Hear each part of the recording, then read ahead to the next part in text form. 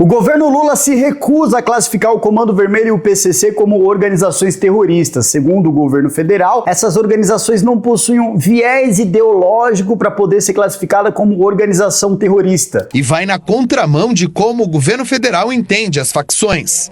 Para Brasília, elas não podem ser classificadas como terroristas, porque o governo entende que sua atuação não é ideológica. Só que isso é uma mentira deslavada, contada ao vivo pela CNN. O governo Lula sabe muito bem que organizações como o Comando Vermelho e o PCC são carne e unha com a esquerda. Aliás, eles nasceram da esquerda. Em 1970, o Comando Vermelho nasceu. Nasceu aonde? Dentro do Instituto Penal Cândido Mendes, em Ilha Grande, no Rio de Janeiro. E olha só que coisa, a Folha, a Globo e até a Veja, eles documentaram como esses grupos eles evoluíram. O Comando Vermelho, ele nasceu no presídio de Ilha Grande na década de 70, quando presos comuns foram presos com guerrilheiros do regime militar e carregava o nome de Falange Vermelha. Já o PCC, ele nasceu logo após o episódio do Carandiru. Ambos surgiram como resposta à repressão. Durante o regime militar, os presos políticos, militantes de esquerda guerrilheiros, foram colocados na mesma ala que presidiários comuns, que presos comuns, que pessoas que matavam, roubavam, estupravam, cometiam latrocínio, e eles simplesmente ensinaram bases ideológicas para esses presos comuns. Através dessas bases ideológicas de uma organização feita dentro dos presídios, nasceram